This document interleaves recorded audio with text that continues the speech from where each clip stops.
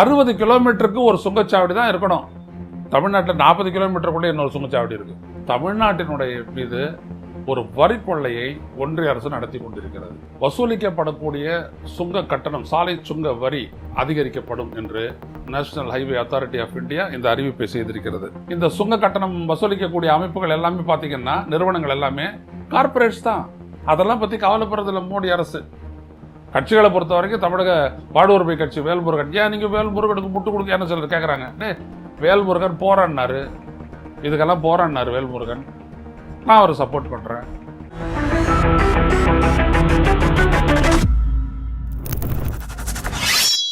வணக்கம் தொடர்களே.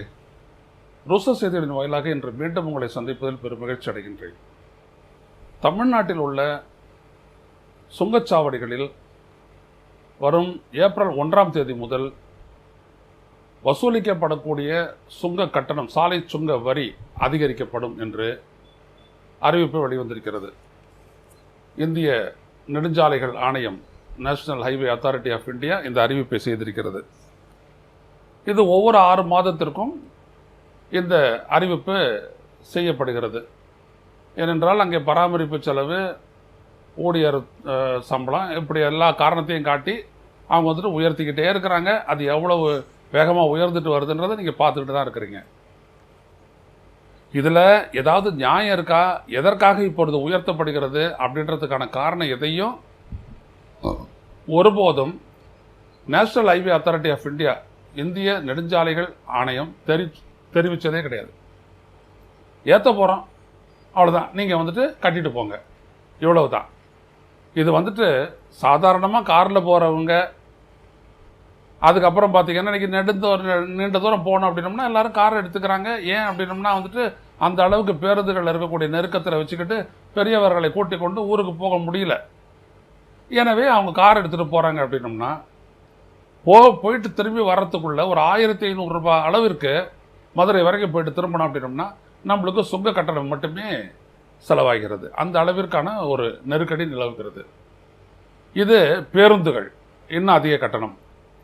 அதை விட அதிகமாக லாரிகளுக்கு கட்டணம், சரக்கு லாரிகள்.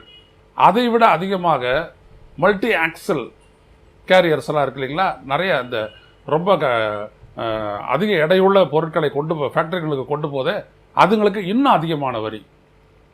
இதெல்லாம் எங்கே எதிரொலிக்குது அப்படின்னோம்னா நம்ம வாங்கக்கூடிய பொருட்களில் எதிரொலிக்கிறது. அதன் விளைவாக ரூபாயினுடைய பணவீக்கம் அதிகரிக்கிறது, நம்மளுடைய வாங்கும் சக்தி குறைகிறது. அதெல்லாம் பற்றி கவலைப்படுறதில்ல மோடி அரசு. வரி வசூல் பண்ணு, கார்பரேட்டுக்கு அழுவு. இப்போ இந்த சுங்க கட்டணம் வசூலிக்கக்கூடிய அமைப்புகள் எல்லாமே பார்த்தீங்கன்னா, நிறுவனங்கள் எல்லாமே கார்பரேட்ஸ் தான். நம்மளுடைய வரிப்பணத்தில் ஏற்கனவே இருக்கக்கூடிய தேச மாநில நெடுஞ்சாலைகளை வந்துட்டு சீர்படுத்தி அகலப்படுத்தி இந்த சுங்க வரி வசூலிக்கிறதுக்கான இந்த மையங்களை உருவாக்கி அதை அப்படியே கார்பரேட் இடத்துக்கு கொடுக்க வேண்டியது. ஏன்னா அவர் பராமரிப்பாராம். அவர் எப்படி பராமரிக்கிறாருன்னு இப்போ பயணம் பண்ணுற நமக்கு தான் தெரியும். ராத்திரியில் ஒரு நாள் தூக்கிட்டே பயணம் பண்ணிங்க, எத்தனை இடத்துல தூக்கி போடுதுன்றதை பாருங்கள். ஆனால் இதுக்காக நம்ம கட்டிக்கிட்டு இருக்கிறோம். இது ஒரு பக்கம். இதை விட மோசம் என்ன அப்படின்னோம்னா, தமிழ்நாட்டில் இயங்கி கொண்டிருக்கக்கூடிய இந்த 78 சுங்கச்சாவடிகளில் பார்த்தீங்க அப்படின்னோம்னா 32 ஏற்கனவே அவைகள் எவ்வளவு செலவை வசூலிப்பதற்காக நிறுவப்பட்டனவோ அதனை தாண்டி விட்டது. அதாவது அதனுடைய லைஃப் எக்ஸ்பெக்டன்சி முடிஞ்சு போச்சு. எந்த அளவுக்கு போட்டாங்களோ ரோடு, அதில் எவ்வளோ செலவாச்சோ அதுக்கு மேலே அவங்க வசூல் பண்ணிட்டாங்க, முடிஞ்சு போச்சு. எடுத்துக்காட்டா நம்ம சென்னையிலேருந்து போனோம் அப்படின்னோம்னா, இங்கே பரநூர் அப்படின்றது இருக்கு இல்லைங்களா, பரந்தூர் கிடையாது, பரநூர். அந்த பரநூரில் இருக்கக்கூடிய சுங்கச்சாவடி என்னைக்கோ காலாவதி ஆச்சு. ஆனால் இன்றைக்கும் ஆட்டையை போட்டுட்டு இருக்கிறாங்க. ஆட்டையை போட்டுறாங்க, அவ்வளோதான். எவ்வளோ எழுதியாச்சு, போராட்டம் நடத்தியாச்சு, எல்லாம் பண்ணியாச்சு. ஆனால் அது இன்னும் இயங்கிக்கிட்டு தான் இருக்குது. வசூல் போட்டுக்கிட்டு தான் இருக்கிறாங்க. ஏன்?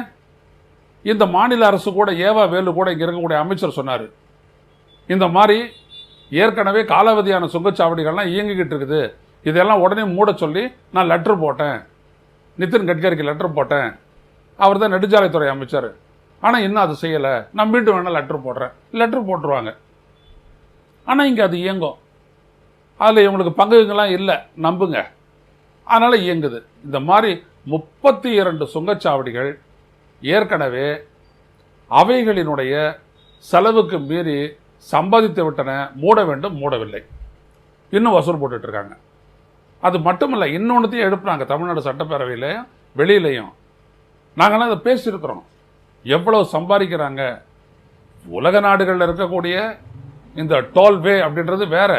அது தனியார்கள் நிலத்தை கையகப்படுத்தி ரோடு போட்டு அது வழியாக போனீங்கன்னா நீங்கள் ஸ்பீடாக ஒரு 20 கிலோமீட்டர் போகலான்னு சொல்லிட்டு அவங்க போடுவாங்க. இவங்க இருக்கிற மக்கள் வரிப்பணத்தினால போடப்பட்ட தேச நெடுஞ்சாலைகளையே அகலப்படுத்திட்டு, அதுவும் மக்கள் வரிப்பணத்திலே அகலப்படுத்திட்டு மறுபடியும் மக்கள்கிட்டே வந்துட்டு சாலை சுங்க வரி வசூலிக்கிறாங்க. இது எத்தனையோ முறை சொல்லியாச்சு, கேட்கல. அங்கெல்லாம் ஒரு மீட்டர் ஓடும் எவ்வளவு சார்ஜஸ்க்காக இந்த சுங்கச்சாவடி இயங்குது அப்படின்ட்டு. அது நம்ம ஒரு முறையும் போயிட்டு பணம் கட்டும் போதும் அதனுடைய பணம் குறைஞ்சிக்கிட்டே வரும். அது ஜீரோ ஆனவுடனே அந்த சுங்கச்சாவடி மூடப்படும். ஏன்னா சம்பாரிச்சாச்சு. லாபத்தெல்லாம் வச்சு, மெயின்டெனன்ஸ் காஸ்டெல்லாம் வச்சு, சேலரி எல்லாம் வச்சு, எல்லாத்துக்குமே எவ்வளோ டெண்டர் எடுத்தாங்களோ அதெல்லாம் முடிச்சிட்ட உடனே அது மூடணும். ஆனால் இங்கே மூடுறதே கிடையாது. இப்படி 32 சாலை சுங்கச்சாவடிகள் இருக்கின்றன. 78ல் 32 போச்சுன்னா மீதி 56. இந்த 56ல் 12 சுங்கச்சாவடிகள் இப்போ கடந்த 2 ஆண்டுகளில் திராவிட மாடல் ஆட்சி வந்த 2 ஆண்டுகளில் போடப்பட்டவை. இவைகளையும் சேர்த்து இந்த 56 சுங்கச்சாவடிகளில் 60 கிலோமீட்டருக்கு ஒரு சுங்கச்சாவடி தான் இருக்கணும். தமிழ்நாட்டில் 40 கிலோமீட்டருக்குள்ளே இன்னொரு சுங்கச்சாவடி இருக்குது. இதெல்லாம் எப்படி அனுமதிக்கப்பட்டது? ஒரு கண்டிஷன் போடுறாங்கல்ல, ஒரு பெட்ரோல் பங்க்னா இப்படி தான் இருக்கணும், இவ்வளோ உள்ளே இருக்கணும், இவ்வளோ ஸ்பேஸ் இருக்கணும் எல்லாம் சொல்கிறாங்கல்ல, இதுக்கும் உண்டு இல்லை. அதை கடைபிடிக்காமையே 40 கிலோமீட்டர் 45 கிலோமீட்டருக்கெல்லாம் சுங்கச்சாவடி. தமிழ்நாட்டில் தான் இந்தியாவிலேயே அதிகமான சுங்க வரி வசூல் மையங்கள் இருக்குது. தமிழ்நாட்டில் தான் அவ்வளோ கொள்ளையடிக்குது மோடி அரசு. அந்த மாதிரி 440 கிலோமீட்டருக்குள்ளே இருக்கிறதெல்லாம் நீக்கணும், எடுக்கணும் அப்படின்னு சொன்ன போது எடுக்கணும் அப்படின்னு சொன்னார் நிதின் கட்கரி. ஆனால் இன்னும் எடுக்கலை. அந்த கொள்ளை தொடருது. இப்போ ஏப்ரல் 1ஆம் தேதி இவங்க கட்டணத்தை அதிகப்படுத்துகிறாங்க அப்படின்னு வரும்போது நம்ம வாங்கி சாப்பிட்ற இந்த ஆடுகள்லாம் கொண்டு வராங்கல்ல, அது இப்போ கீரை காய்கறிகள் எல்லாமே, இதெல்லாமே வந்துட்டு பார்த்தீங்கன்னா விலை உயர்வுக்கு இந்த சுங்கச்சாவடி கட்டணங்களும் ஒரு காரணம். அவங்கள புரிஞ்சுக்கணும். இந்த லாரி ஓனர்கள்லாம் வந்துட்டு 1ஆம் தேதி மறியல் போராட்டம் நடத்த போகிறதா சொல்லியிருக்காங்க. பார்ப்போம் என்ன நடக்குதுன்ட்டு. ஆனால் இந்த தமிழ்நாட்டில் இருந்துட்டு இந்த வரி வசூல் பண்ணுறதுல மட்டும் சொல்ல வரேன், மிகப்பெரிய ஒரு கொள்ளையை அரங்கேற்றுகிறது இந்திய ஒன்றிய அரசு. இதில் மாநில அரசு உடந்தை இல்லைன்னே சொல்ல முடியாது. முடிஞ்சு போச்சு இல்லை, தூக்கி போட்டு போட அப்படி தாராளமாக சொல்லலாம். ஏதோ தேச நெடுஞ்சாலைன்னா அவங்களுக்கு ஒன்று எழுதி கொடுத்துட்டு அது என்ன அது ஒன்றுமே புரியல. ஒப்புக்குனாச்சும் ஒரு எதிர்ப்பு, ஒப்புக்குனாச்சும் ஒரு கடிதம், அவ்வளோதான். அந்த மீனவர்கள் பிடிப்பட்டாங்கன்னா உடனடியாக அவர்களை காப்பாற்றுங்க, அவர்களை மீட்டு கொண்டு வாருங்கள், படகை மீட்டு தாருங்கள், லெட்டர் எடுத்துறாங்களா, லெட்டர் எடுத்ததோடு சரி, தீர்வு காண மாட்டாங்க. இப்படித்தான் இதுவும். அப்போ வேற நானும் இங்கேருந்து போயிட்டு ஒரு தடவை மங்களூர் போய் மங்களூரில் இருந்துட்டு அங்கேருந்து கிட்டத்தட்ட 130-140 கிலோமீட்டர் தூரம் பயணம் பண்ணுறேன். ஒரே ஒரு சுங்கச்சாவடி தான். மும்பை மேங்களூர் ஹைவேல ஒரே சுங்கச்சாவடி. அவ்வளோ தொலைவுக்கு நான் 130 கிலோமீட்டர் நான் பயணம் பண்ண போது ஒரே சுங்கச்சாவடி. இங்கே பார்த்தீங்கன்னா 3 சுங்கச்சாவடி. அதுக்குள்ளேயே இப்படி திரும்பினீங்கன்னா ஒரு சுங்கச்சாவடி, அப்படி போனீங்கன்னா ஒரு சுங்கச்சாவடி. 40 கிலோமீட்டர் கொண்டு போட்டிருக்காங்க. உளுந்தூர்பேட்டைக்கும் விழுப்புரத்துக்கும் திண்டிவனத்துக்கும். பாருங்கள் எப்படி இருக்குது தூரம்ன்ட்டு. இருக்கா இல்லையா? பார்க்குறீங்களா? தப்பு. இது 60 கிலோமீட்டருக்குள்ளே தான், 60 கிலோமீட்டருக்கு மேலே தான் இருக்கணும். இல்லை, போட்டு வசூல் அடிக்கிறாங்க, கொள்ளை அடிக்கிறாங்க. இதற்கு எதிராக போராட்டம் நடத்தலாம்ல தமிழக அரசு. தமிழக அரசே நடத்தலாமே. கட்சிகளை பொறுத்த வரைக்கும் தமிழக பாடுவோர்மை கட்சி வேல்முருகன், ஏன் நீங்கள் வேல்முருகனுக்கு முட்டு கொடுக்க என்ன சொல்லிட்டு கேட்குறாங்க. வேல்முருகன் போராடினாரு, இதுக்கெல்லாம் போராடினார் வேல்முருகன். நான் அவரை சப்போர்ட் பண்ணுறேன். ஏன்னா நான் ஊடகத்தில் போராடினேன். கிட்டத்தட்ட 5-6 தொலைக்காட்சியில் இது தொடர்பான விவாதங்களை கிட்டத்தட்ட 10 வருடங்களுக்கு முன்னாடி இருந்து நாங்கள் தொடர்ந்து பண்ணிக்கிட்டே வரோம். இது கொள்ளையடிக்கிறாங்கன்ட்டு. எவ்வளவுதான் அவங்களும் நடத்துவாங்க, கண்டுகொள்வதே இல்லை. அதற்கு பிறகு ஒரு மனு எடுத்துகிட்டு போயிட்டு கொடுத்தாரு வேல்முருகன். அதற்கு இந்திய அந்த நெடுஞ்சாலை ஆணையத்திலிருந்து பதிலே வரல, பதில் தர்றதில்லை. அதான மோடியினுடைய லட்சிய பாதை. யாருக்கும் எதையும் சொல்லாது, நீ பாட்டுக்கு செஞ்சுக்கிட்டு போ, புல்டோசர் கவர்மெண்ட்டுங்க தான் இதுக்கெல்லாம். இப்படித்தான் நடந்துகிட்டு இருக்குது. ஆக தமிழ்நாட்டினுடைய மீது ஒரு வரி கொள்ளையை ஒன்றிய அரசு நடத்தி கொண்டிருக்கிறது. மூட வேண்டிய 32 சுங்கச்சாவடிகளை மூடவில்லை. 40 கிலோமீட்டர் 60 கிலோமீட்டருக்கு உள்ளே இருக்கக்கூடிய சுங்கச்சாவடிகளை நீக்கவில்லை.